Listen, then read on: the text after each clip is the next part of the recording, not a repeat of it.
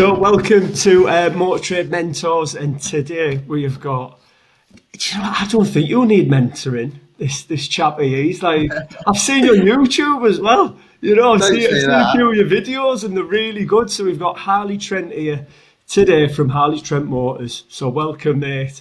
We're just going to go through your struggles, if you want any advice you want from us and that. So welcome. And today we've got the legend as well, James Alford, with us. Well, thanks for having me on as well, Dave and James. Thank you very much. I appreciate it. And obviously, January blues are kicking in, but we've been very busy. But I've got some questions to ask you guys as well. So I'm looking forward to getting into this chat and see where we go. First thing, you look right young. So how old are you? I'm 29. I look younger, don't I? Still young. And how long have you been doing this for? Oh, since I was 15, 16, working for the old man from a salvage yard. So from a very young age, and flipping cars and doing salvage cars. Then, properly since I was 18 years old in the motor trade, really. Been selling cars and buying cars. So I grew into it. But I learnt the best route by obviously taking cars apart, learning what parts can cross match what, and just understanding the common faults of cars, which is definitely I brought on into the cars we sell now. Reason why I don't mind buying stuff with problems and stuff, because I can get them fixed straight away and know exactly what the cause is and save a load of money fixing it as well.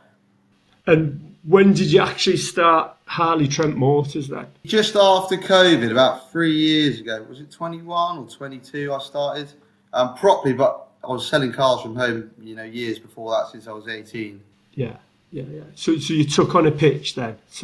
Yeah, I took a pitch on properly when I incorporated my company. I think it was 21 or 22. It was like 3 years ago or 4 years ago. And it just went from like there to just there straight away. But I've done it right from the start. So I kind of had, from home, I kind of had word of mouth that, your names carries you through, business. So ever since I started, it kind of just went from there to there, selling nice, prepped, nice cars. And how many have you got in stock at the moment?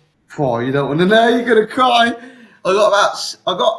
We did have 35 in stock, but we're on 30 car sales already this month. But I've got 5 to actually buy on the forecourt. That is it. That's it. No more than 5. If I turn around the camera, you would. It looks like we're moving out. Oh, that would give me anxiety. That. It's a good problem to have, because I want to start cars in and out the door, but I'm sure you guys can see the prices at the moment I'm just not paying them. I want to replace stock, but I've got to make a margin as well. Some dealers are happy to make, 500-600 quid without seeing it and no prep. So it's just not worth anyone's time. What's the price range of your cars then? So the obviously bread and butter is around the 10k mark is just the absolute bread and butter. But we do go up and we do go down a bit more, obviously depending on the car. But I just find, even if I'm selling cars at 20k, you make just as much out of a 10, 11k car. The turnaround's 10 times quicker, and you can buy more. Well, when you can, but not at the moment. Magical question for you. Obviously, I know it's a bit short and straight to it. Obviously, I've done a little bit of homework and I've looked at some things here, like a bit about you guys, and it looks great. I'm not going to lie to you. Like it looks a really nice forecourt. You're in a nice location. What do you want from us? Like, I think apart from obviously you've put yourself in a position at the moment where you've got an empty forecourt and you haven't replaced it, like that sort of information we can give you. It's not so much giving me information. It's also, we all know different parts. We're all good at different parts of our businesses, So when people come together, you learn, right, I might be doing this wrong. How can you help me? I'm struggling with the side of replacing the stock. And that's really, I'd love to, if you guys can help me out with that in some sort of way. Am I doing it wrong on the I'm only using 2 different auction sites. I'm not using any more. Which ones are you using? Just BCA and Motorway, that's it. No. Yeah, so where's your closest Mannheim? I've never looked. Maybe Wimbledon. Is it Poole? Where's Poole near? Dorset. South Coast. So in Bournemouth, pretty much we are. Yeah, so Wimbledon, I think, is going to be an era spawn. What's Mannheim like? Brilliant. Same as BCA, I'd say. Yeah. I personally prefer them. Obviously, I'm lucky because I've got one much closer to me. I just like the automation side of it. So like getting it bought online, that sort of jazz. Don't get me wrong, you can do all of those things on BCA as well. I don't know, I just feel we get treated a lot more like humans at Mannheim than you do at BCA. BCA is very like, you got to book an appointment to pick a car up, like whereas Mannheim, you can literally just rock up and go, I'm going to go and get that, and they're like, cool, you know, happy days, delighted that you come and collected it. So it's a two-edged sword, and I reckon you would be able to buy a lot more aggressively at Mannheim over where you're buying now. And also as well, you need to be afraid not to factor in a little bit of extra delivery costs. So if you've got a certain stock profile that you like, go, do you know what? There's a sale going on that's end of lease or whatever like that. A bit like some of the stuff that Dave does with the Teslas. And go, do you know what? I'm going to have 7 cars today. And you will pay more for one of them. But if you get all 7, you'll have 7 cars that you can price check against each other so they all look right.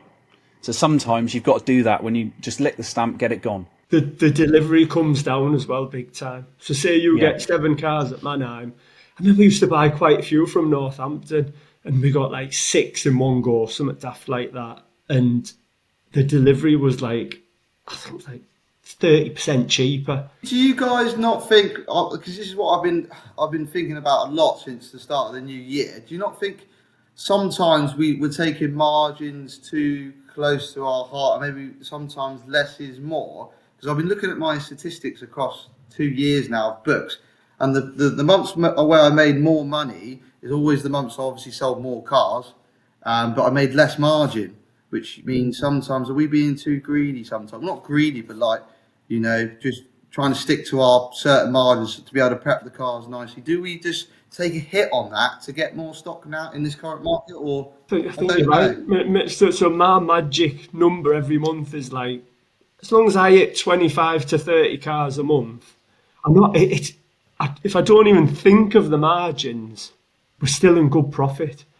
You know, sometimes you can get like so focused on, oh God, there's not enough margin, not enough margin, that. But then when you factor in your part exchanges, what you're getting, you factor in the momentum that you're keeping going, you're turning everything, and then, you know, you get rid of a lemon in that wave. Are you getting any nice part exchanges? Because I just can't seem to get anything nice. Yeah, we do. But who does your like part exchange? How do you get when you get part exchange valuations come in? Who deals with them? So I will, but we just don't get offered them. We do get offered some, but they've always got major problems where I can't buy, or they're just really old. You know what I mean? They're like £300-400 scrap, and it's just not worth me buying for the hassle. We don't get offered anything, you know, like for like, or they're just upgrading. It's always they're changing car for a reason. Maybe that's the price point we're in. I don't know. It seems very difficult to get a part exchange these days. Obviously, these are like we're at a stage now, like Dave said. Like I don't. There's a massive amount of stuff that we can give you. I can only give you what we would class as, we call them marginal gains. So tiny little pieces. When you add them up, they become one big piece. I think that's realistically what we can probably give you today. So on your website, on your part exchange form, obviously it's called Sell Your Car. So I'd probably say 50% of the people initially would be like, well, I just want to part exchange it. So they'd immediately wipe past that. So that might not be an option. They might not see that you do part exchanges. And on a personal level, the form to do a part exchange on Car Dealer 5 is like, it's fucking laborious. Like, you just want to put in your margin. It really is. Yeah, no, I agree. I know exactly what you mean. People email me saying, oh, I can't do that part. Can you just get, like, they just ring us up in the end. But don't you find a lot of people don't want to make... How many emails do we get where people inquire about a car? Why don't people just pick up the phone and give us a call and speak to us? You know, they just go on the website and just send a message. Unfortunately, the new world is everyone is so afraid of rejection nowadays, and they don't want to hear what the price is over the phone, so they don't want to have that awkward conversation with a salesperson.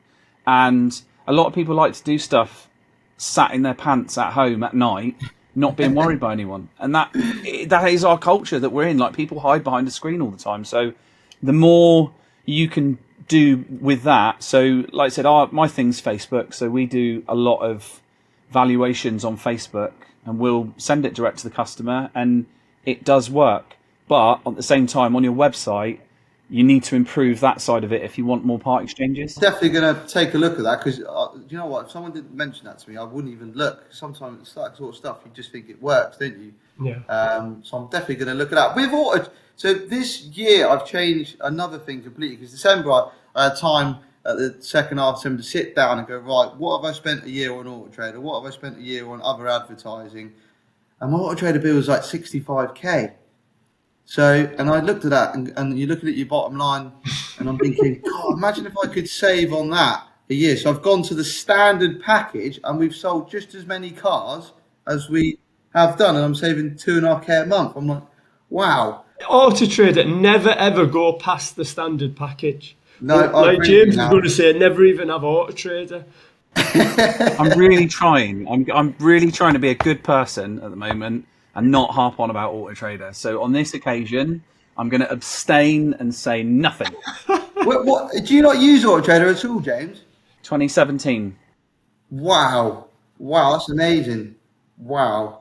So where are your main customers coming from? Your main inquiries and stuff now? I do a lot on Facebook. Facebook's really active. Marketplace or advertising on Facebook? Meta, through the Meta portal, so it's paid for advertising. I don't know anything about that. I'm gonna have to have a look at that. Well, that's something I will come to in a minute, because I know that you don't do it, because I can see on your Facebook that you don't advertise through the Meta portal. I've never heard Meta portal. Yeah, you get a little app on your phone, Business Meta, and you can boost ads properly through there. Obviously, you're more than welcome to go onto my Facebook, but like I'm definitely gonna have a look at that. We've ergonomically grown over the years, because we haven't paid for anything like that. So we're up to like 18,000 people now. So every time I put an advert out, even without paying for the advertising, I've got 18,000 people, but I only pay for people within an 80-mile radius of our office. Yeah. Same what Auto Trader advertises to it. I think it's, unless you pay more, they only advertise in up to 60, 70 miles. Auto Trader do whatever the fuck they want. Yeah. Which I'm starting to realise. Sorry, I didn't say that. Retract that. I didn't say anything. And I've only just learned all this from speaking with James and Danny Bond and that. And we've only been doing it properly since Christmas on, I'd say, Instagram. And it's just a penny sort of dropped. The Instagram been fantastic for you, Dave? Yeah, it's been really I love good. watching his videos. I love it. I rang him up and I was like, Dave, I fucking love it. They're great. And he's like, are you serious? I was like, yeah. I was like, I'd buy a car. I almost felt myself like, going, I've got to drive all that country to have that car. And I really enjoyed it. And it isn't, and obviously it's slightly different for me, because some of the stuff that we sell, I'm not as in love with the cars as you guys are. Like, you genuinely love what you sell. And it comes across in your videos, and if you can make sure that comes across in the videos, like, you guys are really likable with it as well. So that's the part of it. If you can get a third of that into your videos, it will be successful. It's like what you're doing with your YouTube, Harley. You know what I mean? Keep doing that, because for us, our YouTube, like, we sold a Tesla last week to this Neil from Wales, and he'd just been on that journey of, I used to think before everyone just went on Auto Trader and that was it, and they looked for a car. And I'm of the old school when I'd go. I mean, you won't remember this, James. Well, Auto Trader was a magazine, and you'd go out every week and you could buy it, and you troll through it, and it was just lovely. It was such looking for them bargains. And then obviously got Auto Trader, but been doing this 12 years, and then since talking to James and Danny Bond, it's like he who gets the most attention, and that's what has clicked with me now with like Instagram and Facebook. If you can build up a following of like 20,000 people on there, that's like free advertising. Just put a car out, and the same with YouTube. Like this Neil, his journey was, I go on YouTube, see like me, Joe, James, then he's looking for a Tesla, then he sees our Instagram and he's like, oh, that's that lad from YouTube. Instantly you've got the trust of the customer. That's and wicked, isn't it? You've sold the car. There's millions of Teslas out there, but because you're putting yourself in front of the camera, that's going to be your best thing for you. Talking about YouTube, the only reason I actually started it wasn't to be like a Joe or you lads on YouTube. It was just so I could get maybe offered a few extra cars here and there, or boost a couple of sales. I don't know. That's the reason why we started it. But it literally, it's crazy how much engagement we had in like the first 2 weeks of customers calling us and wanting to buy a car for their daughter when they pass their test and all sorts of stuff. It's crazy. So now I've stopped it for a month where I've just been too busy, which is a bad problem to have, because it is a great tool, and I'm definitely getting back on it from the start of February. I've employed someone to do it full time, but I just couldn't believe the reach and that I wouldn't have had just from being day to day advertising Auto Trader or anyone else. YouTube is crazy. Exactly. And like you said, James is, he's got the golden nugget where he can just do it on Facebook, which is amazing. With the customers on Facebook, James, are they the same type of customers you get through an Auto Trader, or are they a bit different? No. So when somebody goes on Auto Trader, they are looking for a brand of car in a specific colour for X budget, XXXXXX. The customer you'll get on Facebook, which is what I would say you would probably want at the moment, is a customer that isn't looking for that car. It bangs up on their Facebook. They look at their car that's sat on their driveway and they're like, do you know what? I deserve that and I can afford £150 a month. Why wouldn't I buy that car? And that's all you've got to put into their head. If you put a selection of things out there, like the information wise, as long as you've got how much the monthly payment is, how much the deposit is, how much the car is, you're more than likely to get those sporadic purchases of people that weren't necessarily looking for a car. What's your cost if advertise a car that you're working out? Where Auto Traders we work out, it's can be up to £200. Depends what you want from it, and it depends how committed you are to it. If you are committed to it, you should be spending £100 per vehicle. God, that's a massive saving to Auto Trader. Is that like over 7 days, James, or 2 weeks? 14. Always 14. So day 9, I think, is like where you get the most amount of traction. It's where the ergonomic stuff gets overtaken by the paid for advertising. And then by the chances at that time, you've got people that have seen it twice, or they've started to look for it twice. So that's where it really becomes magical at day 9. What do you do if you don't sell any cars, James, from it? Do you just sit on them? No, I just go straight on OnlyFans. No, I'll sell a car if I've had it for ages. I'll paint the wheels black, do something different with it. I don't really trade them out because I don't like dealing with other traders. Not that there's anything wrong. I don't like. I've said this in a previous podcast. I don't like trading to people that I know. No, I get that. Or other traders. My rule from day one was never buy a car off a trader. I don't know why. That is because why aren't they selling it? That's what I always said. Do you know what I mean? Yeah, but that's what some people do. That's what they do all the time. But that I only go with what I feel comfortable doing, and I'll look at something and I'll be like, do you know what? That's overaged. I'll either drop the price a little bit or do something different to it. Buy a couple of bits for it, do the wheels, make it look a bit different, and it always goes eventually. Like I haven't sent a car a birthday card for 5 years. So that I'm okay. There you go. I've got one car that I cannot sell, and I've had to take it off sale because this lovely old chap come into our forecourt to look at the car and he hit into the back of it. I got an A6 that I could not sell for no love or no money, and it's the nicest car in the forecourt. What mileage is it? It's 20-odd thousand miles, 2020 Audi A6 estate. I just don't know why. No, we've had no calls, no inquiries. What's that priced at then? I've got it at the good price now, 28,995. Yeah, see, that's like you've got all your bread and butter cars there, haven't you? Then do you know what I think the problem is with it? It's because it's not four-wheel drive. I don't think that's the problem. I think I would class it as a drug dealer spec car. No offense. I think you just need to make it a bit more drug dealer spec. Bang a Maxton design kit on it. Do the wheels a slightly different colour. Just put something in there that makes it a bit different. I've got the Maxton design kit. I didn't want to do the wheels black because all the wheels are absolutely perfect. But did you find, Dave, when you started doing your black packs, some of the hate comments about why are you doing black packs? And, yeah. You don't know what you're doing and all this. Do you really think that I'm going to be spending all this money? Like, I want to sell the cars as is.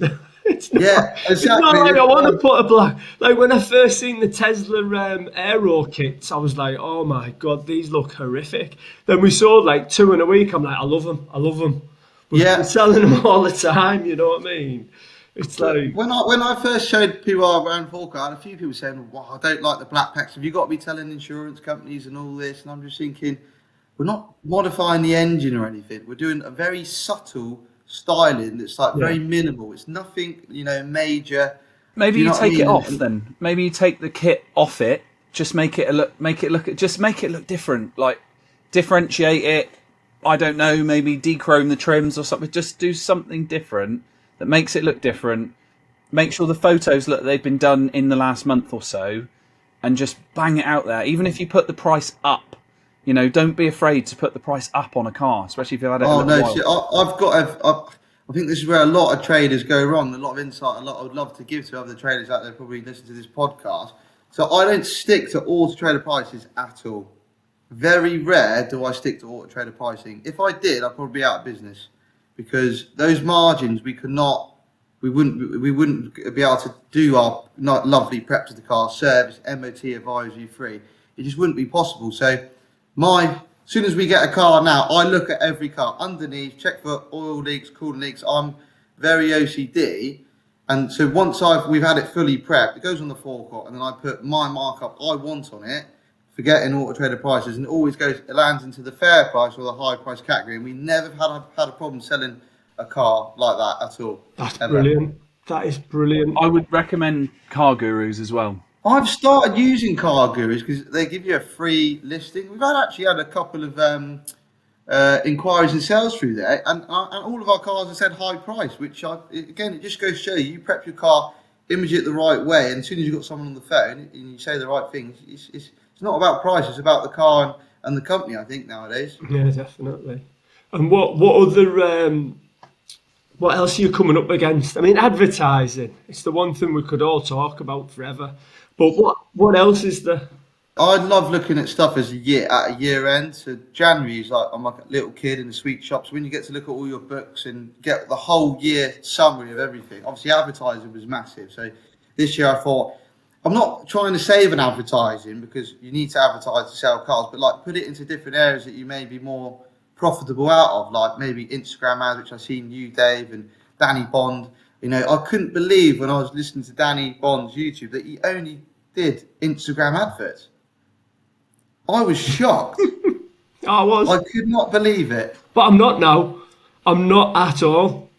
I just No, thought, like, why didn't I know about this in year? a way, and you think, surely not, But yeah, it goes to show, doesn't it? We sometimes need to think outside the box and do some things different. So they're just doing the normal. Oh, I'm a car dealer. We've got to be on Auto Trader. Got to be on, all these other platforms. But I couldn't believe it. But the other problems we're getting, which you would have seen in the last month or so, is that it's just the prices on auctions, isn't it? I just can't believe what we're up against. Get yourself a Manheim account and just get some stuff bought. I just think you need to go in full grizzly bear, put your balls in a wheelbarrow and go for it. Yeah. I've changed a few things. So obviously these car supermarkets that we've obviously been against that must be paying these prices. Obviously, Sorry to interrupt as well. We're forgetting as well, James. G3. You've got G3 up at Luton. Oh yeah, I did G3. It's just a bit far for me, G3. At Luton? Oh no, Luton. Is that new? Is it? Yeah, they've got a new one at Luton. Oh, right. Sorry, I thought it was way up north. Yeah. And there's some great, like Jamie Capel from Carkey, who's got a 300 car site, just buys most of his stock from G3. So I used to think myself, I can't just buy from Manheim, I need to buy from here, I need to buy from there. You don't, you can do it in one place if you want it. Do Manheim charge you a monthly fee? Nah. No. Who charges you? Oh, it's Dealer Portal. No, Dealer, whoever it is, they charge you a monthly fee, don't they? Dealer auction. Yeah, but you know that Dealer Auction's owned by Auto Trader, wankers. You think they give it to you for free, how much we spend a month with them? It's an extra 80 quid for nothing. Yeah, so obviously I'm in Plymouth. I went to G3 in Bedford, which is a 5-hour drive. Okay. And I went and bought 8 vehicles and I got them delivered back to Plymouth for £175 plus VAT each. Okay. And I probably paid 25% less for the vehicle than what I would have if I bought it locally. No, that's good going, that. So obviously G3 is, they are new. So there's some stuff They're not quite as slick as BCA, but they are trying. And what I would say about people like BCA, they're not fucking trying to be better. I'm not saying they're bad, but they are not trying to improve. That is not their goal. Wood, I've never had a problem with them, so I'm not going to, if they... G3 is an option. Mannheim, definite option.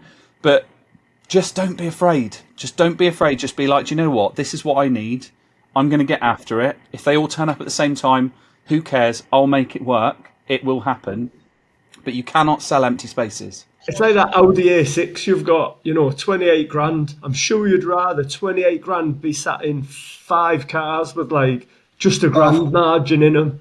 And 5 of these one shoes that we've already sold this morning. Yeah, I agree. It's killing me inside.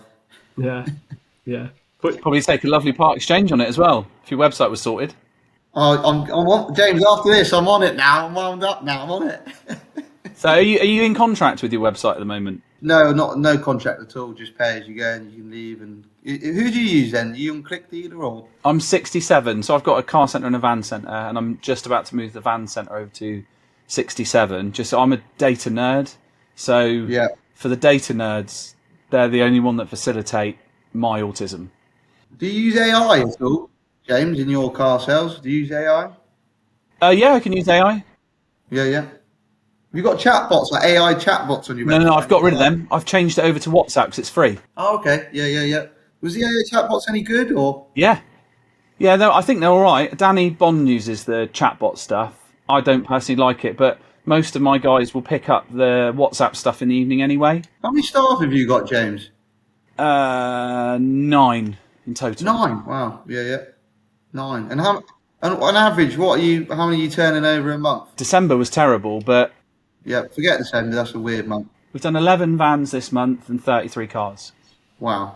Yeah. Woo. That's amazing. And have you got a workshop? Nope.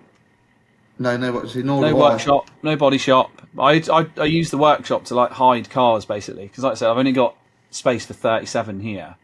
So I've got a little storage yard around the back, which I can see it's close enough not to forget about it. And then I just shove them all out everywhere. Some of them I leave at the auction. So I've always got this constant train coming in. Like I think at the moment I've got 9 vehicles that haven't arrived yet, and 4 just across the way at Salt Ash Auctions that I need to collect. So I know that it's always coming in, but a lot of people say don't advertise them with the auction photos. I don't care. Oh no, I don't know why people do that. The BCA photos, no, it's a no-no in my book. I do it. I love it. We sell it. We a lot of the time we sell it for it's even gone. Yeah, I get that, but people see it from an auction, though, don't they? But like you know how to use AI. You're switched on little fella, so you know. Oh, are you using that? When you cap it? Yeah, I know what you mean. Yeah, you can change the background, and you could even like superimpose it onto your forecourt, like with the new AI stuff. But you can get the data as well from the car. You can get the data, if it's going to sell quick or not. The reason I never advertise before a car lands is because imagine some people just turn up and they go, "Where the car?" and then you're on the back foot straight away. So I've stopped doing that. Well, I never did it. I did do it once, and I was like, I'm always on the back foot. It depends, though, doesn't it? So at the minute, because you've got no cars, like we're the same. We've got like 5 free slots on Auto Trader. So I just put a load of cars from the auction on the pictures that are coming in soon. Because I hate having empty slots on Auto Trader. Have you put the picture of the car on the auction or just coming soon?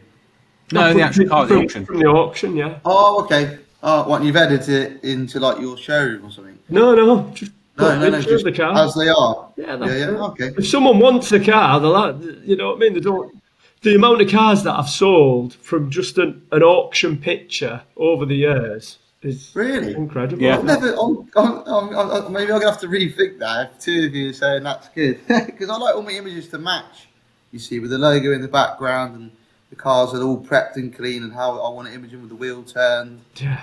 I get it. It's painful to sometimes go a little bit against the grain, but at the same time, if you've got targets, so like say for example in January, you're like, do you know what? I'm going to do 50 cars. I'm going to do it by hook or by crook.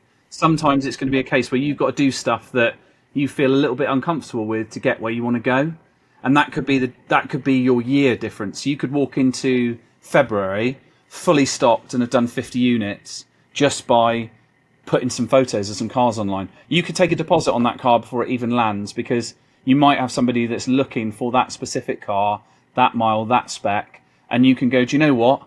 Look at our reviews, look at our reputation. This is us, all right? You want to buy from us, it's coming in. This is what we'll do to it. Why wouldn't you buy from us? Exactly.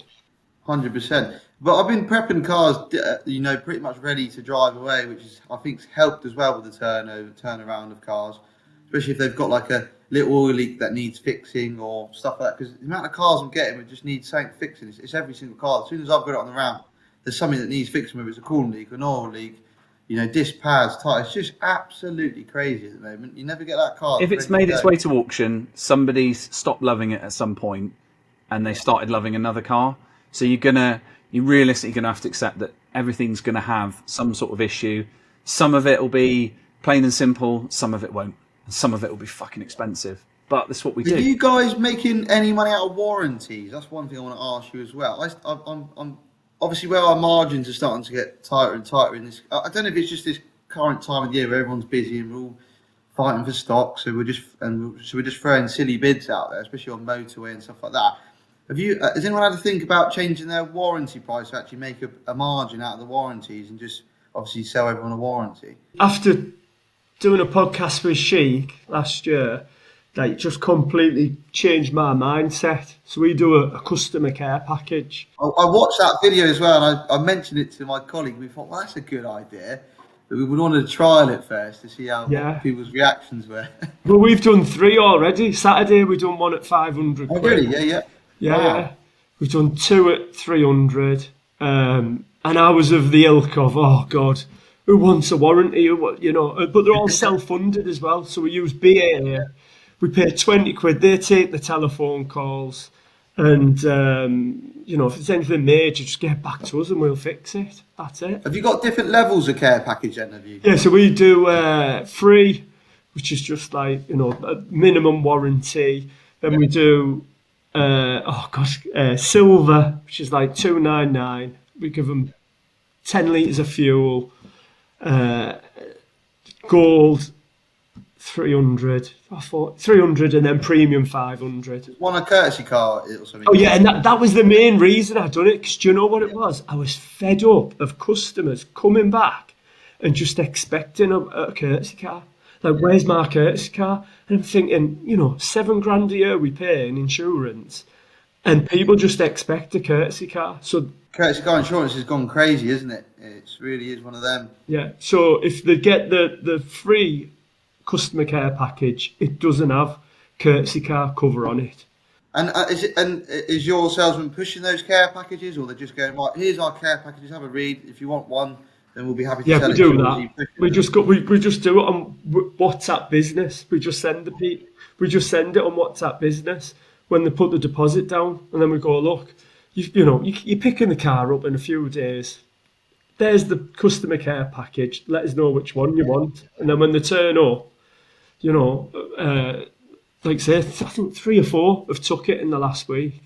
Have you had any comments, any bad feedback from customers about that, or not at all? No. Because when they go to a main dealer, they're just getting hammered with all different stuff, aren't they? Warranties, paint protection. And you know what? It's good value as well. We're not just asking money for that does sound cheap. We put a bit of fuel in it as well, and we give them £200 off the next purchase. Does anyone know what car supermarket is charging for warranties? Someone told me on the phone the other day. It's ridiculous, like £900. £899.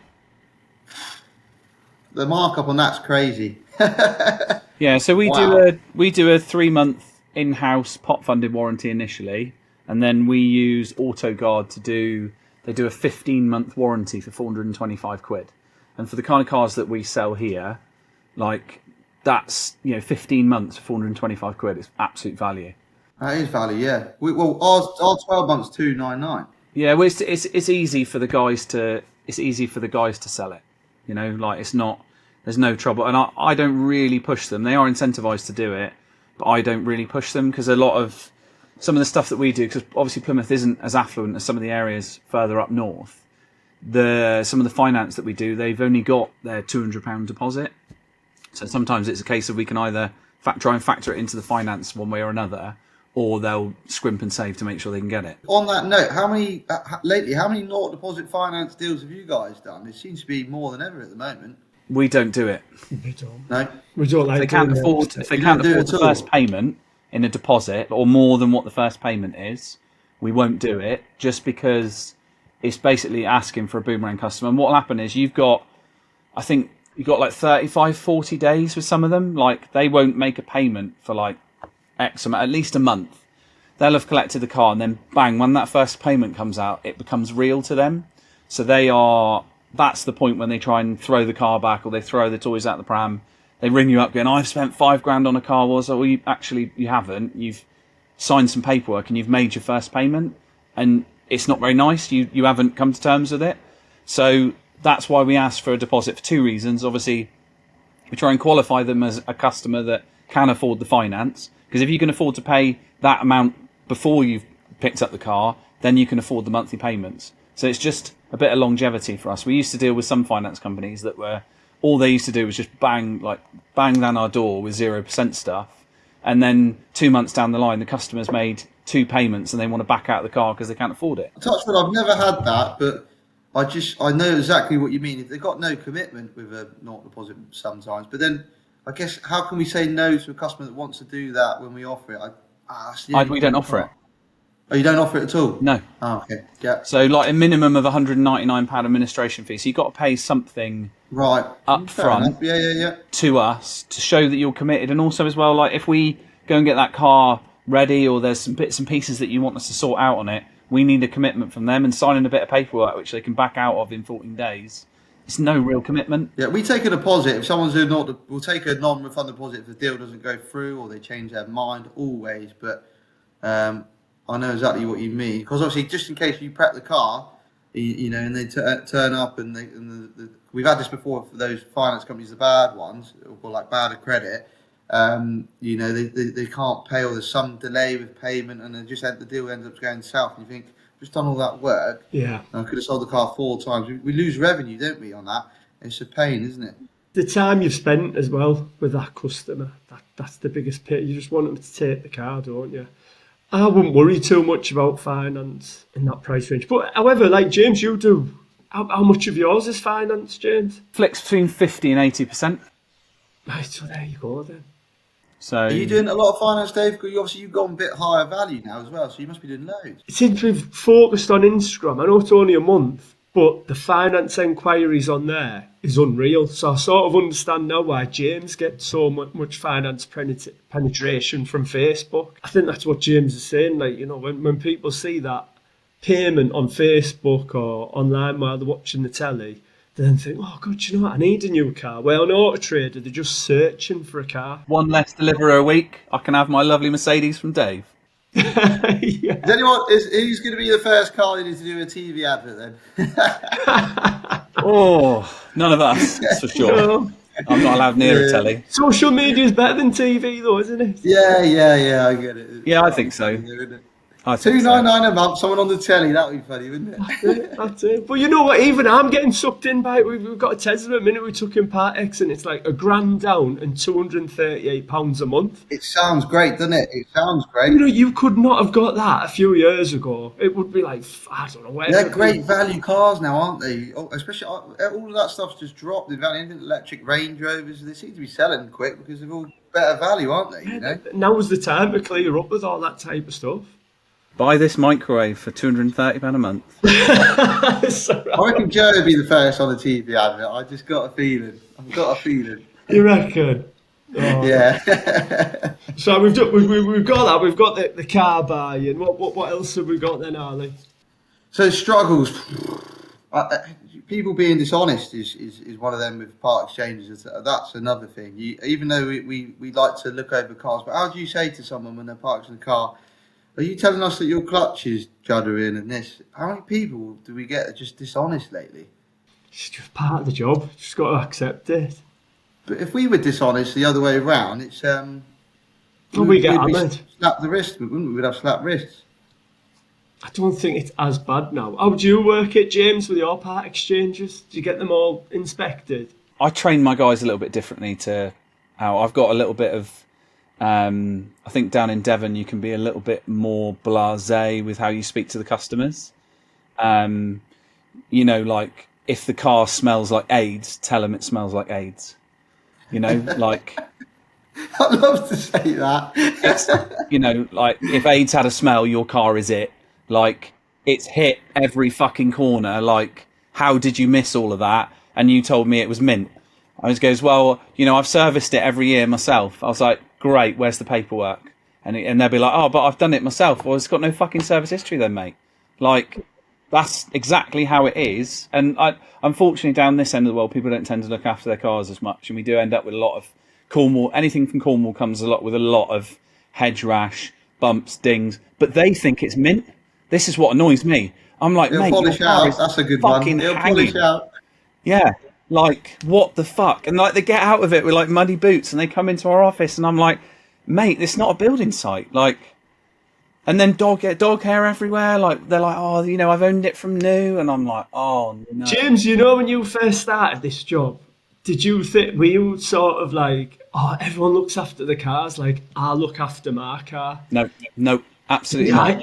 I used to think that. And then when I started delivering cars to people's houses, and I'd go into the house and see, you'd be like, you know, you'd wipe your feet on the way out. And I thought, well, bloody hell, what are they going to be doing to the cars? My relationship with how people treat their cars started when I was 18, 19. And I always used to find that the really attractive girls that I was chasing around at the time, their cars were fucking disgusting. And you get in it and they'd be like, fuck knows what fluids there were everywhere. Like makeup all over the steering wheel, hair bands everywhere. Like the passenger footwell would be full of like Madonna's wrappers, and you'd be like, bottles, but then they get out of the car and they look fantastic, and you're like, you fucking tramp. I was in my missus' car the other day, and I've just had a load of makeup done on my hands. I was like, what's going on? Yeah. They walk out and they look great. I'm thinking, how have I It's all all of this on me? It's all over the gear stick and the steering wheel. Or you get one with cream interior and they've had false tan on, and it's like all over it's just ridiculous. Fucking But brilliant. then old people are just as bad, you know, and they've got all that flaky scalp on their head, and there's like flake all over. We had one of them the other day, and he was cleaning. It's quite funny. You just know an old person's had it, because there's like. Do you get involved with the selling, Dave, at your place a lot, or? A little bit, but not loads. I have done the last couple of weeks. I've enjoyed it actually. I've realised that I do actually need to get back into like selling a couple of cars. Do you get into like the numbers of your business? Like sit down and go, right, we need to take more margin out of a car, or If you look on my channel, we've got a video quite popular with like traders called How to Make a Profit. It's really good, and it shows how I separate all my bank accounts. So, you know, when you're about your margin, so say you've got £1,000 margin in a car, I put 20% in a VAT account, 10% goes back into a stock account, and I leave like 50-60% of my overheads. So that fit me. I don't go, I'm not like Danny Bond. Danny Bond's more like he wants to know, you know, every little inch, where I'm a little bit more, as long as I've got a good idea of where everything's going, I can sort of sleep at night. So I've been seeing you on your YouTube, which I love, by the way. It's just like The Office. I love it. Oh, it's fantastic. Like the filming's great. When you're putting these kits on cars, like we do a bit here, like your black, do you then charge more for the car, or are you just going for the same price? Depends. I tend to put them in fair price for a couple of weeks. I've always said to myself, if I'm making the car better, I should always charge more than obviously you want to make a markup for putting the nice black pack on. Otherwise, it's pointless, isn't it? Yeah, because our trader doesn't know that you've put that black pack on. You know, it could just be like a silver Merc, couldn't it? You know, and it still says 20 grand. Like we've got this Tesla Y, and that looks unbelievable with a black pack on, and the views on it are amazing, but nothing, not a phone call. So sometimes you just got to reduce them. What have you experienced? I've never sold a Tesla. I'm yet to get into that electric market. But obviously, I know at some point I'm going to have to bite the bullet. What is it like selling these electric cars? Oh, I love them. A dealer's never done one. I'm like, you know, I'm not a car man. Like James is like, he's He's a race driver. He knows all about. Look at his face there, 'cause we're talking about electric cars. But me, I love them because all you do is change tyres on them and do. I guess, James, have you actually sold an electric car, James, or you stay clear like me? I've had one experience. I bought one for my wife. I bought her a BMW whatever they are, the little small ones, tiny little ones, and I bought her to go to and fro work. Oh, i3, is it? That's it, yeah. Fucking absolute bag of dicks. It's fucking horrible. Like, and the accelerator is like a light switch, so like when you take your foot off it, you fucking slow down, and then you go anywhere, or like it's cold and the range changes. Yeah, she ran out of charge at like 25 miles away, and she was like, "Oh, can I get a recovery truck?" I was like, 90% of recovery companies won't put an electric car on the back because it's either too heavy or dangerous. They're like, "Nope, thanks very much." And then the AA rocks up with a diesel generator and fucking plugs it into the car. What's the point? It's still fossil fuels, isn't it? I In know, some but- way, isn't it? See, like, all this, and in the comments there'll be loads of people saying, yeah, James is right, the shit, and all this. But you know, like, nobody likes change. It's a fact. No, As I get I'm that. getting older, I don't like change. We all have to change at some But point. my personal situation is, right, I live in Sheffield and Newcastle, so basically I'm in Sheffield like 4 days a week, and then I come up to Newcastle 3 days to see the kids. That electric car is saving me about 100 quid a week in fuel, you know. For me, it's the best thing ever. And because I've been sat in them so long, I've started to really like them. But I was the same as James at first. I was like, I'll never sell one of them. The rubbish, the this, the that. But once you've got it, it's like, oh, God, this is brilliant. I won't change. My family's got them as well, and I just say, off you fucking your milk float. I'd rather walk. Have you had any major problems, Dave, with them or not? No, none. Not touch wood. None. No, the only problem you have with them is suspension arms. But you just need to buy like a special tool for it. Costs Oh, you got to have a special tool. Oh, okay. 300 quid to fix them. So, but what happens if they want to take it to their garage and they don't want to work on them? The only options to bring. But it we've back? just fixed them. We've said, oh, look, get it back here, we'll fix it. And we had to buy this special tool to fix it. But the part itself, like 300. From watching your video, I see you've opened the workshop yourself to obviously got a mechanic in there. Is that going well? Yes, but it's only been like 2-3 weeks in, but it's the best thing I've ever. I can't believe I didn't do Stress-free, it. I can imagine. Yeah, it took so much stress off. You know, with the warranty stuff, it's just been amazing. Oh, we all get. We've had a lot of like silly warranty claims. We had like an xenon bulb going, an A1.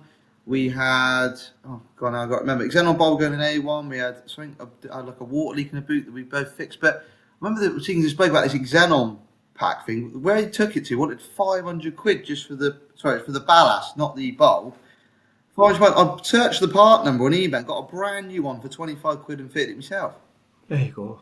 That's it. And that's the thing with having a workshop. It's like, get the car back here. You know, Friday night, a bloke who bought this transporter off us.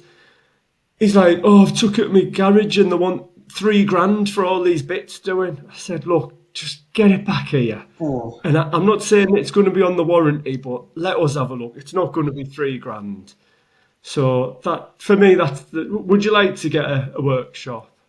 No, obviously the garage I use mechanics. I just can't. When I'm looking at the invoice, so I look at it as a year of my invoice I spend in the garage. I couldn't get. If I had to pay, a couple of mechanics to keep up with the work, it wouldn't be worth it. Yeah. And they've got all the equipment, all the tools. I drop a car down to them, when I want, in a day it's back to me, and they've done it absolutely perfect, the job. I'm very lucky to have them as a garage, but we've had them since day one. So, I'm lucky in that sense, but you've got to pay holiday if you have staff, and I just worked out over the course of 3 years now, it wouldn't be worth having a full-time workshop. Yeah. For me, for just the enjoyment of the job and the control aspect, that's why I needed it. But I look over the car, so we have a ramp next door, so I'd say what needs to be done, so I'm not, in that way, I'm saving a lot of time. So you put it on the ramp yourself then? Yeah, next door, every car, as soon as I get it in, I test drive it. And I'll have these little T cards. I make notes if there's any pulling on the suspension, knocking noises, and then I'll write it on the T card, take it next door to the ramp, and I'll then do an inspection. Where did you get that from? The T card? I need to get a T card system. The T card system is your brain. I love it. I've always used it since day one. It's fantastic. Do you use that, James? I used to, and then you let other people start getting involved in it, and that was the moment when I realised I was autistic, I think. Somebody else touched it, like moved something around, it wasn't in alphabetical order and price order, and I was just like... So, but the T cards is vital for me. So every time I spend money on that car, I write it straight down. So when I go to advertise that car, I'm know for 100% certain I'm not losing money just from not keeping track of costs, and that's why I love it. Yeah. So everything that gets done on there, like discs, pads, goes on the T card. Goes on the T card. But also, remember us dealers fall into that trap where we're desperate to get cars online. We haven't prepped it, or let's just say, which we all do. And we've washed it clean because it looks nice, the car. And then imagine you've priced it to sell really quick and you don't realise it needs £600 of work. Then we've just priced ourselves, out of the water. So that's why I always quickly do a quick inspection first and then go, right, that's going to need disc and pads. I'll put the price up a tiny bit just to warrant the fact that I'm going to do the disc and pads and this and that. And that's what really works for me. And that's why, I make it very profitable at the end of the year, because I feel like when I used to work for car dealers, they always used to fall in that trap. We need cars online straight away. Haven't realised it needs, oil leak fixing, disc pads, tyres around, and their margin's gone to like £200. It's not really, viable, is it? It's easily done, and you've obviously got a nice little system in place that avoids that. But unfortunately, now you put yourself you're a victim of your own success, where you become so fussy you can't buy. So that, if anything, that's what you got to work on. The other thing I was going to mention as well is, obviously I've had a look on the website, and from my experience, a lot of people like to shop by because do you do much finance? Yeah, a lot. Yeah, a lot. Well, I worked out from this year after, because I asked every customer now how have they funded the car. I think I've got a statistic. I have to bring my diary out. It was like 90% of the car that's been bought from us has been financed in some way. Yeah, so the money's been borrowed. Yeah. So on the website, finance deals we do without third party is probably like 65%. Okay. So do you charge an admin fee for that? No admin fees. We don't, but I think we should. Yeah, you need to charge an admin fee if it's a third-party thing. But what I was going to suggest, if you can, obviously depending on which website you choose or if you stick with those guys, is you need to have a search button by monthly payment. And that's one of the busiest... It's one of the busiest things on my website. So you've got... I'm glad you said that. 150, 200, 250, because what you do is you can just go, I've got £150 a month budget, and it will only show you the cars that are automatic, £150 budget. No, I'm glad you said that, because when I was doing my December roundup and thinking, what can I improve in the new year? That did come across my brain, but I never wrote it down. And now you've remembered that's on Jamie's website as well, isn't it? On Car Key. Yep. Yeah, because I seen it last night where it says I've got 150, 200, 250. It makes all the difference. It makes all the difference. I'm definitely the amount of points I've taken down from. You can probably see me coming out of the camera. I've written down so much stuff already. It's unbelievable, because you can't. You can. Everyone's good in different sectors of their business. When you come together, car dealers, which I think this podcast is fantastic. You learn a bit. You take the best bits out of everyone. Don't you? You always get something, don't you? You always get something. You take the best bits out of everyone. You've got to be a good listener to take the best bits out of everyone. That's. So I've got some more questions. I'm not done yet. Right. So, obviously, I see that you're busy, and I know that you work a lot. So, have you got another salesman in there as well? Yeah, I've got number 2. No, he's number 1. You can hear me. Yeah, I got Matt, who's worked for me now for a long time. He's absolutely fantastic. Yeah, so he mainly gets involved with all the sales, where I don't. So I noticed you're open 9 a.m. till 6 o'clock every night. Yeah. Do you alternate that at all? If we've got a viewing, we try to be appointment only for after 5:30, but I'll stay on at any time for a customer. If they call me and they want to come at 8, I'll be here. Because obviously there's something you've got to work out for long quality of life, and Dave is a massive advocate of quality of life. Yeah, and that's something I've neglected. And pushing that onto the salesman makes a difference as well. So we actually, not that it's the right thing to do, because I used to get quite a lot of information off. I don't know if you remember Dan Kirby that used to have Trade Price Cars. He was always super helpful because I felt like we were stuck. I felt like we were working too much, but we weren't open when we needed to be. So we changed it up. So I get the salesman in now from 8:30 until 4:30, and then one person does 10 till 6. And then whoever's working on the Saturday has the Wednesday off, and then we open 9 till 5, and we shut Sundays. And shutting Sundays was the best decision we ever made. Yeah, we don't come in Sundays now. It's unless I got someone on the phone and I say, look, I'll happily come in on a Sunday, no problem for me, because I'm always here to take people's money. That's how I've been born. But you've probably changed that to appointment only then, because at the moment it says you're open. Is it? What, on my website? I think so. Is that or online somewhere? I think that's Google, isn't it? That might be Google. No, it says Sunday 9 till 2. I'm changing that, is it? I need you to come in here, James, do an audit. Come on.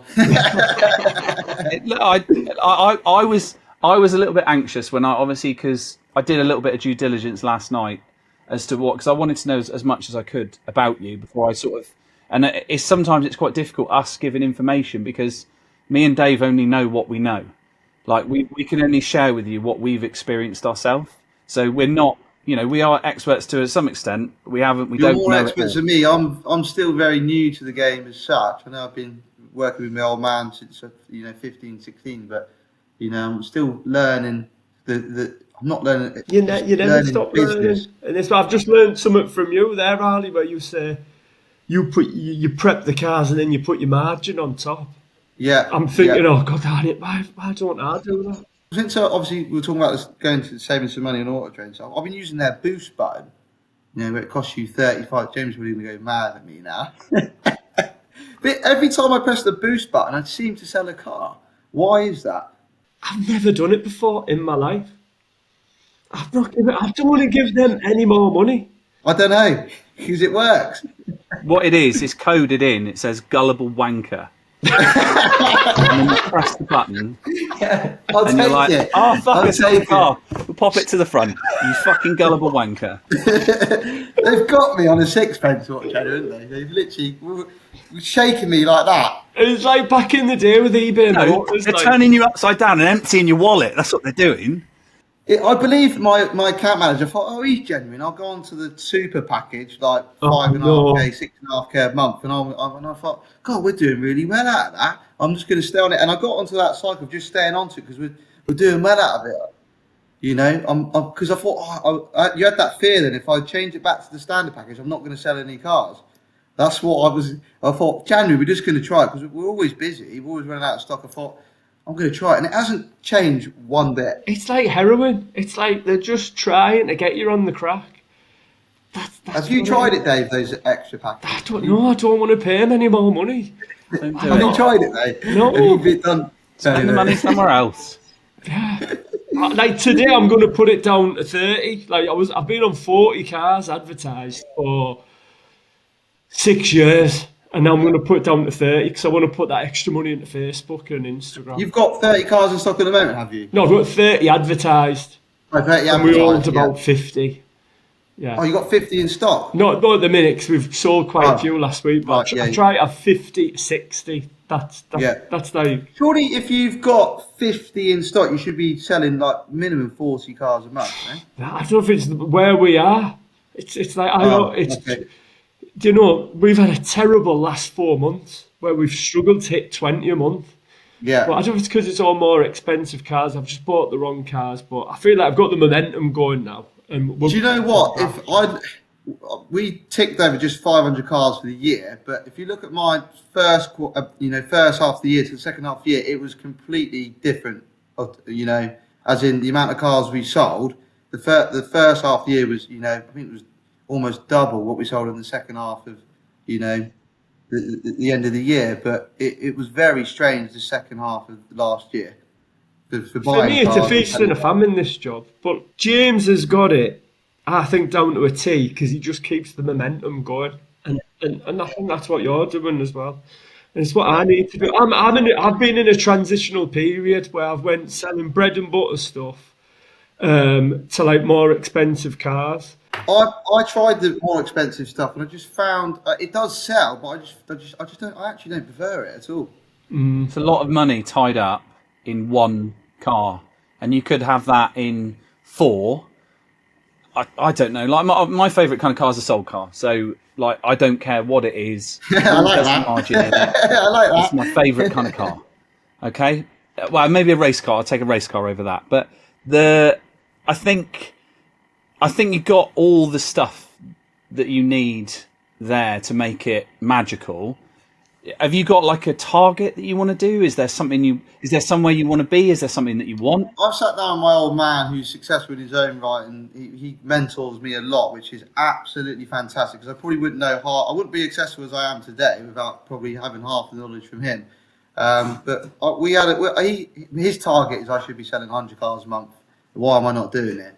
And I think when we sit down and have a realization is quality over quantity. I don't want to be a car supermarket, because I just think sometimes that's just being a busy fool, unless you are a car supermarket, obviously. So realistically, what I want to get to is I'm happy just to do 50 a month, and I don't want to do any more. If I can That's a lot. to 60, 50 is a yeah, lot. it is a lot. 50's a lot, and then you've got what everyone always, especially when they're like, obviously, I'm not saying you guys are in your infancy, but in the first 3 years, everybody forgets that if you sell 50 cars a month, you've got 250, 300 cars at one point out in warranty. And everybody forgets that. Yeah. Touch wood, I don't get many problems, and I think that's half the way we prep them, but it is a bit of bad luck when you get something go wrong anyway, but we get it fixed. I fix it straight away. If someone's got a problem, bring it to us, take it to a garage, fix, because I just take, that's the attitude I have towards it, and it seems to work. I think you've been lucky so far. I think probably. you like something will come about, and it will. Sometimes some things happen, and you're like, absolutely no way. Like I think we had a conversation about it last time where we've had cars in before, and I've even driven the car myself, and I'm like, do you know what? That's an absolute minter. Yeah. 2 hours later, get a phone call. Something's happened to it on the A38. Oh, I've had that. And we've sent stuff out that we're like, oh, it just doesn't quite feel right. Never seen it again. But it's just, it's just how it goes. So Maybe we've just been lucky with some of the customers you sell them to. Like we had the Nissan Micra gearbox, which I think I talked about. Went at Christmas, and I thought, oh god, this is going to be the first car I've refunded this year, because I offered her money back thinking she was going to take it, because there's no way I was going to fix it 2 days before Christmas or wherever it was. And she said, no, I'll happily let you fix it. And as soon as it come the new year, 2 days we had it fixed. So sometimes as long as you're confident that you can fix something, the customer's willing to stand by your your knowledge that you're going to fix it and fix it right, isn't it? As long as you always do the right thing, that's the main thing. I think for me as well, it's not about how many cars you sell a month. It's just look, this is a game. It's enjoyable. Yeah. At the end of the day, if you get a 50, you'll want to sell 60. Oh no, I don't spend any time at all. Since my daughter was being born, I've always been at work. Like I work 7 days a week, and I've had to stop Sundays because it's just I haven't even had a holiday with my daughter. I was supposed to go away December, and it was too busy where I didn't bother. No, you need to be with your little girl. Like the reason I done this job was so I could spend more time with my kids. I think you should turn off the lights on a Sunday, 100%. Like, Definitely. No, I have done. I've had to, because it's just taken the toll. But I think you need to make sure the internet knows that the lights are off on Sunday as well. Yeah, I need to do that. But the thing is, I just can't turn it away. If someone calls me, I want to go in. I can't say no. I get that, but at the same time, it's the dangerous thing. Like, you're still young, so I get it. But the dangerous thing is, if you work on a Sunday, you don't go into Monday with that same, fucking let's have some of it this week, That energy. If you worked on the Sunday, and the weeks start to merge into themselves, before you know it, you're saying no to small trips away, holidays. You're like, oh, the wheels are turning, the wheels are turning. Sometimes on Sunday, like for me, my phone's always on, so I'm always taking calls from the office, wherever I am, whatever I'm doing. But we always shut on a Sunday, so I know that my phone's not going to ring and nothing's going to happen. And I get 1 day a week where it's off, and then whoever is around me gets 100% of me.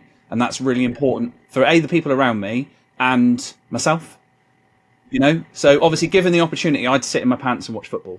Yeah, 100%. Love to do that. The rest of it, like, it's people do want to go out and do nice things, and the kids, You'll they just want to do burn stuff. yourself out. You'll burn yourself out. I have. You're not seeing the bags under my eyes constantly. I'm knackered It's not that 24/7. bad. But we've done a video with my landlord. Go on the channel and see it. It says something like used to sell 250 cars a month. He's 78 now, so he's the chap that I pay the rent to every month. And he came down one day and I said, "Oh, can you get on the camera and we'll just do a little chat?" And I just asked him all the stuff, about being a car dealer and like what did you regret? And he said, "Oh, just working too much." He said, "I used to go down to Bristol to get cars. He was selling 200 cars a month." And he's like, 200 cars. Wow, that's he crazy. was like, "It doesn't matter now, does it? Like, I didn't spend any time with my kids. I didn't do all the your kids just want your time. They don't want like iPads off you and presents. They just want your time. That's So my missus has been drumming that into me. Trust me. How old's your little one? She's a year and 3 months, so 15 months. Yeah, they'd be happy with a fucking cardboard box. Like money's irrelevant to them. So yeah, like a bit. As Yeah, much oh, time as you can. 100%. But the thing is, I've just bought a new house and stuff, so you want to work as hard to pay for all of that and stuff, don't you? So that's the thing, isn't it? Dave, did you come from I know you were a DJ, obviously, but did you work for any car dealers before you no, come? mate, I had no clue about cars. You took the leap and jumped straight Yeah, in. yeah. I thought, what else am I going to do? There Wow, was, there was fair play. there was nothing. I just went down the auction and bought a couple of cars, and that was it. And did you find that? Because I always say to people when because I had a lot of messages from YouTube saying I'm not in car sales. Well, God, you'll learn the hard way quick with car sales because, did you learn it quick? No, when no, you it were was buying better cars? because I was, I was an ignorant fool. The Yeah, amount of yeah. cars I saw with dodgy gearboxes, slipping clutches. I didn't have a clue. Yeah, that's what I mean. Like I didn't know what a slipping clutch was. God's honest truth. Really? I Wow, must, yeah. I must have sold so many Honda Jazzes with the gearbox had worked. Yeah, yeah. You The know what I auto mean? one. And I just thought that was part of an Honda Jazz. So ignorance was bliss for me. That's quality. I bet some people just, I thought they just had to believe you. This is the thing, like I spoke to a mechanic the other day and he was like, I said, "Why didn't you sell cars? Like, why don't mechanics sell cars?" And he's like, "It's because I know everything that goes wrong with them, so I give myself analysis paralysis." And a lot of them are socially retarded. James, how did you start, James? Obviously, you've been going ages now. Well established. Oh, Christ, here we go. So I have a confession. I used to be a mobile phone salesman. Nay. That was my very Nay. first. What are those CD blokes say? Way better than that. And I did it in the OG days. So when it was, we had a company down our way called Jag Mobile Phones, and we would be out in the street, Jag. street fighting people. When they say I haven't got a phone, we're like, "What do you use? A cup and a string?" And weird, the worst chat up lines ever. So I've seen the hardcore end of sales, and I know what I'd like to take from it. I'd like how my guys to behave, moving forward. So I've seen, and obviously, Chops has briefly touched on it because we touched on it at the same time because we're both from Devon. We actually worked for the same company at the same time in our really? paths of career. I love Shots, guys. He's just great, isn't he? But he's from the same ilk. And there's another motor trader in Plymouth that's a really good friend of mine, Revento Motors. We used to work together. He went and he had an Amazon business where he did a load of stuff online selling iPhones after that. And then eventually when he gave that up, he became a car dealer. But my transition was, I worked for B&Q for quite some time as well. And then eventually I started selling a few cars from home. And my brother always had a car garage. And my parents were like, "Whatever you do, do not be a motor trader like your brother." And I was just like, it was the 9-volt battery effect. It was like, let's go. And then all of a sudden I sold my first car from home. And I was like, it's euphoria. There's nothing else that you can say. You've earned more money in 10 minutes than most people earn in a week of graft. And you're like, how the fuck did that happen? And then you're in. There's nothing you can do about it. There's no greater highs. There's no greater lows. There is nothing out there that supersedes it. it is almost like an addiction. But I think as I've grown a little bit older, I've managed to sort of calm the addiction and make it more functional. But up until about, I'd say 8 years ago, I was just all over the place. I was trying all new stuff. Like I was always trying whatever the latest phase was, and now I've finally managed to sort of calm it down a little bit. But yeah, the phone sales background was a massive help in the beginning, and having a brother that did the used car sales. But Does your brother work with you now? no, I even had a little spat where I opened up a dealership with my brother over in Cornwall, which I would highly recommend not working with family. Yeah, I've got the T-shirt for that one. So it's not like, don't get me wrong, there's some people, like obviously you say that your dad's involved and he helps out the best that you can. He's got his own aspirations. He's too busy with his own thing, but we just sit down probably once a month and he's basically someone I have to answer to, otherwise I've got no one to answer to. Yeah. So if you're doing something wrong or you go, okay, why have you not sold this? He's like a, what's the word? Guardian angel. Non-executive officer or whatever it's called. But he has someone that from a different company, and I think he owns, he did own the Hood of Woodhouse, that he gets advice. It's like a chairman, isn't it? That you have to look up to, otherwise you've got no responsibility. He keeps you accountable, doesn't he? That's the word. Keeps you on accountable. Yeah, that's the word. That's the word I was looking for, which I think is fantastic. Otherwise, you just go to work and end it, and you've got no one to answer to, or if you haven't sold as many cars, or or you made less, or made more. He kind of tells me how I've got to work it for the next month. It's just a good thing that we have going on as a father and son. That's a nice relationship, and I think which a lot of people would be quite jealous of, just because normally when you get involved with families, it can be carnage. Whereas me and Dave are solo flyers. We're basically 10-year-olds with debit cards, like we say when we go to auction. Do you guys have anyone that keeps you guys responsible? Is it family members or anyone? Well, my dad died like years ago, but he had his own business, and I've just always had his mindset and that, like, you go out and get it yourself. Fantastic. Like, don't rest on your laurels. But what keeps me accountable is like knowing people like James, Joe, all the lads in this like WhatsApp group, other traders. But then sometimes that can be an hindrance. So then you compare and despair. No, that's the worst thing to do, is compare with anyone. Comparison is the thief of joy. Massively. You stay in your own lane. I was speaking to a dealer, and they sell 100 cars a month, and then we went into detail, but he was selling 100 but making less, and I was like, so it's not. It's sometimes it's like I said, it's quality over quantity always, and just stay in your own lane. You've got to train your brain into, like I've told you, we've only sold 20 last month, but they could have all had $4,000 in them. You know what I mean? They didn't. Exactly. You know what I mean? So like, I just try and rein it in all the time. Yeah, as long as that figure at the end of the month you're happy with, that's all that matters, isn't it? Nothing else. Exactly. You can only improve it. Then you got to just try and beat it next month. I love that game. I'm going to beat that next month, and then you're like, oh, just gone short. And then you beat it. You're like, yeah, no, I got to do it another month. And I'm thinking, God, I can't. Being 29, when you're my age, 45, you're gonna be set up. Yeah. Well, so there's a lot of things I forgot to talk about. So I'm only got this forecourt until possibly the end of this year, which is obviously a big. What am I going to do? But there's a forecourt literally up the road from me. It's just gone up for sale, which is on the end of my road. It's exactly the same setup. So hopefully we're going to get a deal done to purchase that forecourt. So hopefully, because with a business lease, I think business lease, a business mortgage, you only get a certain amount of years. So by the time 20. I'm 40, I should own somewhere, my own premises, and that's what I'm going to try and aim for. Do it. Yeah, that's a great thing to do. Because that's another thing. The cost of these forecourts to have it on the main road, it's astronomical. I know you think, it's only 5-6 cars a month, but it's not that. It's the other things on top as well.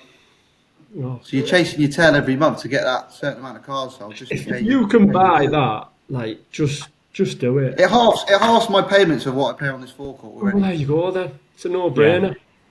And I own it at the end. I know I'm paying my family now, but I'd rather be paying them than someone else. But yeah, I'll own something at the end, which is fantastic. Do it. Right, anyway, but we're going to have to go now. Yeah. Work to do. Been an absolute pleasure. You got any viewings, guys? Any viewings going on? Oh, hang on. Let's have a look. Just lucky I've got about 10 missed calls on my phone. So We've One, got two. Matt next to me sold the 1-2 this morning. He's got a viewing on a Dacia in a minute. Oh, I love a He's Dacia. spinning around. Matt, are you going to sell this Dacia or what? Where is he? He's already he's already dipping it, like, mentally. Yeah, we got what 3 viewings, 2 handovers. Fantastic. Oh no, 3 handovers. So Yeah. yeah, should be nice and busy. yeah, but, Stay lucky, everyone. It was brilliant to talk to you anyway. yeah, you too. Yeah. You too. I know we've got like, where can people find you? Your YouTube channel, everything. Yeah, so YouTube will be back on, Harley Trent socials will be back on, obviously, by the end. I'm sorry to all the people that messaged me saying, where's your next YouTube video? We are back online officially from February. So, and we'll be doing weekly videos. Brilliant. But, you know, if you're looking for a car, please give us a call, or give Dave a call, or give James a call. Legend. Thank you very much, mate. Cool. Thanks, guys. Cheers for that. Appreciate it. Take care.